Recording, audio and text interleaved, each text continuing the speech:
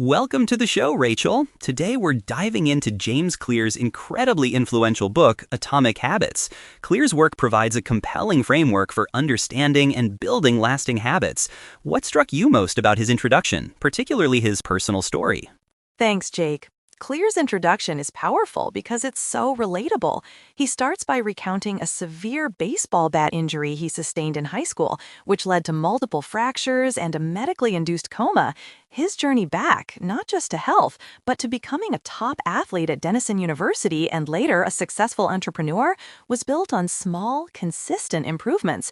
He states, changes that seem small and unimportant at first will compound into remarkable results if you're willing to stick with them for years. That personal narrative really sets the stage. It underlines the book's core premise that tiny changes can indeed make a big difference. Clear uses the example of British cycling's aggregation of marginal gains to illustrate this point. Can you elaborate on that? Absolutely. British cycling was a team with a century of mediocrity. When Dave Brailsford became the performance director, he introduced the concept of improving everything by just 1%. This wasn't just about bike seats or tires. It extended to massage gels, hand-washing techniques to avoid illness, and even the type of pillow and mattress for optimal sleep. These hundreds of seemingly insignificant improvements compounded into unprecedented success, including multiple Olympic gold medals and Tour de France victories. Clear emphasizes that if you get 1% better every day for a year, you end up 37 times better. It's astonishing how those small gains multiply. He equates habits to the compound interest of self-improvement, but he also highlights a crucial distinction, focusing on systems over goals. Why is this so important? Clear argues that you do not rise to the level of your goals, you fall to the level of your systems. Goals set a direction, but systems are what make progress. The problem with a goals-first mentality is that winners and losers often have the same goals. Achieving a goal is only a momentary change, and goals can restrict your happiness by delaying satisfaction. By focusing on the system, the daily process, you continually refine and improve, which leads to lasting results. The British cycling team didn't just goal to win, they implemented a system of continuous marginal gains. That makes a lot of sense. So it's about the journey and the framework that enables it. Clear then delves into the three layers of behavior change: outcomes, processes, and identity. He strongly advocates for identity-based habits. What does that mean, and why is it more effective? Identity-based habits focus on who you wish to become, rather than just what you want to achieve. For example, instead of saying, I want to quit smoking, which is outcome-based, you say, I am not a smoker, which reflects a shift in identity. Our behaviors are a reflection of our identity, and the more pride we have in a particular aspect of our identity, the more motivated we are to maintain the associated habits. Clear explains that every action you take is a vote for the type of person you wish to become. Accumulate enough votes, and your self-image changes. That reframing is really insightful. It moves beyond willpower to a deeper sense of self. Now, let's talk about the four-step habit loop and the four laws of behavior change Clear outlines. What are these fundamental steps, and how do they translate into the laws? Clear builds on Edward Thorndike's early work with cats in puzzle boxes to explain the four-step habit loop: cue, craving, response, and reward. The cue triggers the brain, the craving is the motivational force, the response is the action itself, and the reward satisfies the craving and teaches the brain to repeat the behavior. From this, Clear derives his four laws of behavior change: make it obvious for the cue, make it attractive for the craving, make it easy for the response, and make it satisfying for the reward. He also provides inversions for breaking bad habits. So, let's take them one by one, starting with the first law, make it obvious. How does Clear suggest we make good habits more noticeable and bad ones invisible? Clear emphasizes environment design. He mentions a hospital cafeteria study where simply placing bottled water in more visible locations significantly increased sales and decreased soda sales without anyone's motivation changing. Our most dominant sense is vision, so visual cues are powerful. To make good habits obvious, place cues for desired actions prominently. For bad habits, make them invisible. For instance, he talks about his own strategy of putting his phone in another room to avoid mindless checking. He also introduces habit stacking, where you link a new habit to an existing one, like, after I pour my morning coffee, I will meditate for 1 minute. That's practical advice. Moving to the second law, make it attractive. What mechanisms drive our cravings, and how can we make desirable habits more appealing? Clear highlights the role of dopamine, explaining it's not just released when we experience pleasure, but when we anticipate it.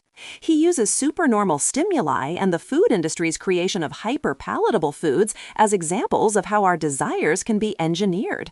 To make habits attractive, we can use temptation bundling, pairing an action we need to do with an action we want to do. For instance, only watching Netflix while on a stationary bike. He also stresses the power of social norms. We're wired to imitate the habits of those close to us, the many, and the powerful. Joining a culture where your desired behavior is normal can make it incredibly attractive. So we're leveraging our innate social and biological drives. The third law is make it easy. This seems to be about reducing friction. What are some of the key strategies here? This law is about the law of least effort. Our brains are wired to conserve energy, so we gravitate towards the easiest option. Clear differentiates between motion, planning and strategizing, and action, actually doing the work. To make habits easy, you need to reduce friction. This means making your desired actions as convenient as possible. He suggests priming the environment, like setting out workout clothes the night before. A crucial technique is the 2-minute rule, where you scale down any new habit to take less than 2 minutes. The goal isn't to do the whole task, but to master the art of showing up. Once you start, it's easier to continue. He also mentions commitment devices and automating habits, like automatic savings plans, to make good behavior inevitable and bad behavior impossible. The 2-minute rule is particularly compelling for overcoming procrastination. Finally, the fourth law, make it satisfying. How do we ensure that a habit feels rewarding enough to stick? Clear says, what is immediately rewarded is repeated. What is immediately punished is avoided. Our brains are wired for immediate gratification, which often creates a mismatch where good habits have delayed rewards and bad habits have immediate ones. To bridge this, we need to add immediate pleasure to good habits. He shares the story of Stephen Luby in Pakistan, who increased hand-washing rates by providing a pleasant-smelling, lathering soap. Visual measures, like a habit tracker, are also highly effective because they provide immediate feedback and a sense of progress. The goal is never miss twice, getting back on track immediately after a slip. For bad habits, the inversion applies. Make it immediately unsatisfying, perhaps through an accountability partner or a habit contract with built-in penalties. Those 4 laws provide a comprehensive toolkit. Beyond these fundamentals, Clear also offers advanced tactics. He discusses the truth about talent and the Goldilocks rule. What's the takeaway from these sections? He argues that genes don't determine destiny, but areas of opportunity. You need to play a game where the odds are in your favor by choosing habits that align with your natural inclinations and personality. If you can't find a favorable game, create one by combining your unique skills. The Goldilocks rule states that we experience peak motivation when working on tasks of just manageable difficulty, not too hard, not too easy. This helps combat boredom, which Clear calls the greatest threat to success. He encourages us to fall in love with boredom because mastery requires consistent, repetitive effort even when it's not exciting. That's a powerful point. It's not always about excitement, but about sustained effort. Finally, Clear addresses the downside of creating good habits, suggesting the need for reflection and review. Why is this important? While habits form the foundation of mastery, they can also lead to complacency and mindless repetition.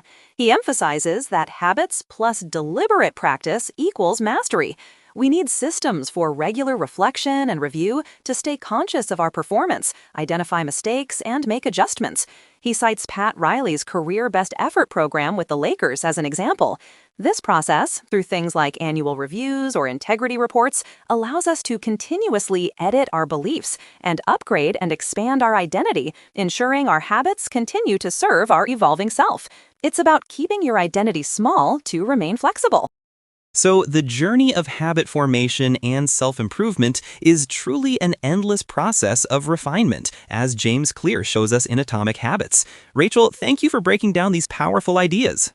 My pleasure, Jake.